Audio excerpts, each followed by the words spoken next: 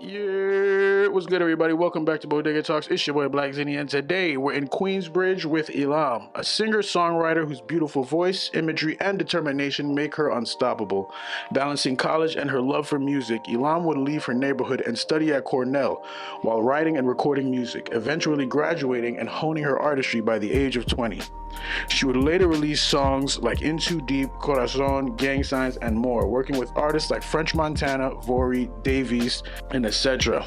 Aiming for the top, Ilham embarks on a new path, inspiring others to follow their dreams regardless of the obstacles in their way.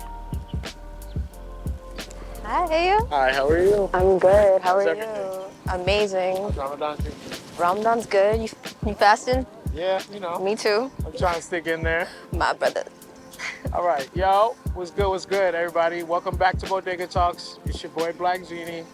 We're here in Queensbridge with Ilham. Tell them a little bit about yourself. My name is Ilham, and I'm an artist. I make music. I make things that make people feel an emotion. That's the job. So, tell me about Queensbridge.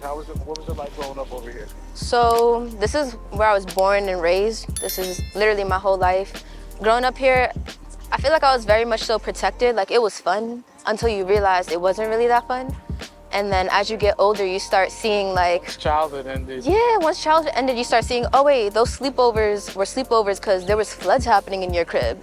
And like, there was a mold issue happening. And it's just, that's when I started becoming, I guess, a little bit more woke to like the issues that residents of NYCHA experience. But outside of that, like, it was fun. It was fun living here. Glad to hear it. So, what brought you to music?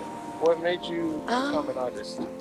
So when I was really young, I would say like 11, they used to do mad block parties out here. So all the radio stations would come here, they would do block parties, and they had this little like talent show that was happening, and I was like, okay, I want to do it. I was doing a talent show, and I was just like, okay, cool, like I'm gonna do it. I went and I sang Kelly Clarkson Breakaway, and people were crying. It, like, I'm in the hood doing this shit. I was like 11, and everybody started One of them American Idol kids. I swear, when I was growing up, I'm like, how the fuck am I up here doing that?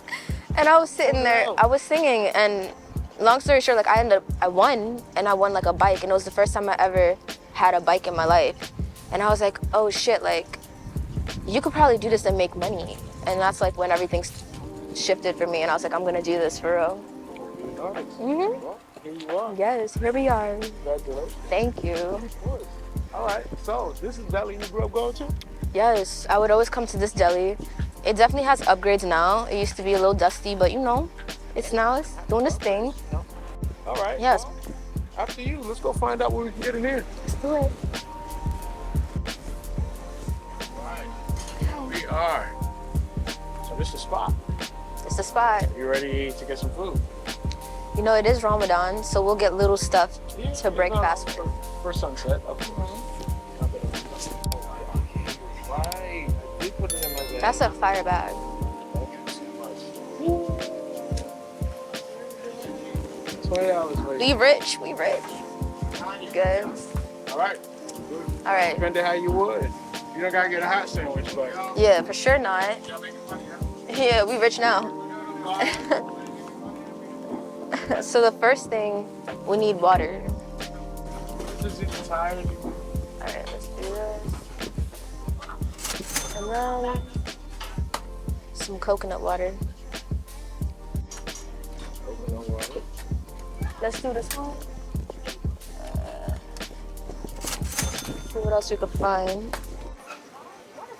Salt and vinegar. I'm gonna get one of these. We're gonna do this, and then some gum, and I think that's pretty much it. I'm gonna get the Trident, the mint one. Thank you. Oh, you got a job. That's why you got a 20. So, you're from Morocco. Born there? I was born in New York. In New York. Have you ever been? Of course, yeah, I go there every like 2-3 years. Okay. Like my whole family's there, so like here I have my mom, dad, brother, and sister. Everybody else, they're in Morocco. Back home. So yeah. All right. So, being from there, like learning about your heritage, does that push you as an artist and as a person? It pushes me as a person, because it's like, You know, I have a lot of responsibility and a lot of people who are relying on me. So it's like Moroccans, if you know Moroccan women, like our work ethic is crazy. African women in general, like we just work really hard. So for me, it's like being Moroccan definitely affects my work in the most positive way, I feel. I agree. So Queens is home to a lot of prominent artists. Were you influenced by any of them? For sure. I think growing up, like Nas was played on every block. So like that was my first introduction to music. And then I just started finding out that like, you know, Nicki Minaj is from Queens, 50 Cent is from Queens. And I was just like, yeah, I'm gonna do this. It's just, you know, when you see people that kind of look like you, have similar stories like you, it makes it feel more real. So like. Dope. I'm glad to hear it. So tell me about this jumpsuit, this Daily Paper jump. Daily Paper. Where you get this from? I got it from Daily Paper. I know the owners. One of them is Moroccan. Abdurrahman is his name. He's amazing. I think it's dope that you have two Africans doing something for culture and like putting their little heritage in it. So shout out Abdurrahman and Hussein. So any special goals going forward as an artist or just for yourself? Yeah, honestly right now I'm just making music. I need to create. Like that's the only thing that keeps me sane, but I want to drop consistently. I need to be dropping consistently, you know? I understand. That's one of my goals. Hopefully do a tour very soon and just like come back. Like I spend a lot of time in LA because that's where like the creatives are. And then every time I come back to New York, it's just like mad energy and mad love and like, you know, sometimes when you're in LA, like you be feeling like a little like, what the fuck? But then when you're back here, it's just like, should be feeling good. So just spending, like you're home, you know? Spending more time here, spending time with the creatives here, like, this is it. Yeah. Okay. So you're an R&B artist. I would say alternative R&B. Alternative R&B. I know I have my troubles with Yeah, genres. no, I'm not gonna lie, because there's always a new one every day. But alternative R&B. Tell me how you found that lane. How you decided to claim that that's where you work. Yeah. That's where your music lies. I mean, growing up, I listened to like Aaliyah, Ashanti, Maya.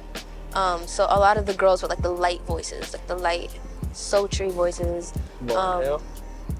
Lauryn Hill, she got a rich voice. But you know I'm talking about the girls with the light voices. Because I was listening to Lauryn Hill, I was listening to Whitney Houston. Light voice? It's like, yeah. And they're amazing, but I think what inspired me was like, oh shit, like my voice is unique and I can use it as like an instrument. And that's when I started really getting into music and like, I don't know, man, like I just knew I wanted to be an artist ever since I was young. I don't know, that's just what it was. So, if you could perform in any country, any venue, any event, where would it be and why? In Morocco, they have this festival called Marwazine. My goal is to headline it one day. That's it. I see it. It's entirely possible. 1000%. But so tell me about projects you have coming forward. What do you? Yeah, I'm dropping a freestyle, hopefully this month. Right now I'm just focused on like singles, doing like a nice little rollout. And hopefully I drop my first album very soon. But yeah. Looking forward. I have an announcement very soon, but we're not gonna talk about it just yet. We won't talk about it just yet. I understand. Don't worry. Your first EP, self-titled, Ilham. Well, Ilham is my third EP when I got signed. My first EP is 4110. Oh, okay. 4110. So tell me about 4110. So 4110 was my first project ever. Actually, if we walk a couple blocks down, 4110 is the building that I grew up in. I wrote all the music in. And my manager at the time had put me in a studio and was like, yo, it was the first time I ever had an opportunity to be in a studio. So a girl was prepared and I stole hella YouTube beats. And in like a 7-hour session, I wrote that entire EP, recorded it and sent it to him. And that's how 4110 was born. Do you see yourself doing like other, like I know you want to headline Marwazine. Do you see, like, have you been trying to like do other stuff out there, you know, humanitarian stuff or anything like that along those lines?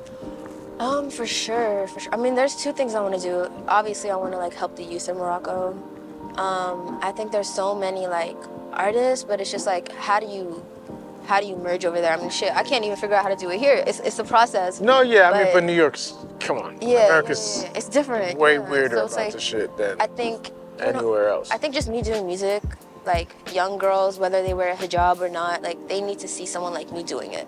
So tell me about what you got coming forward. What's next for you? What's next for your projects? What's next for the Coming music? forward, like I said, music. Concerts. Always creating. Thank you Thank so you much. for having I appreciate it. Ramadan Kareem. me. Ramadan. See each other soon.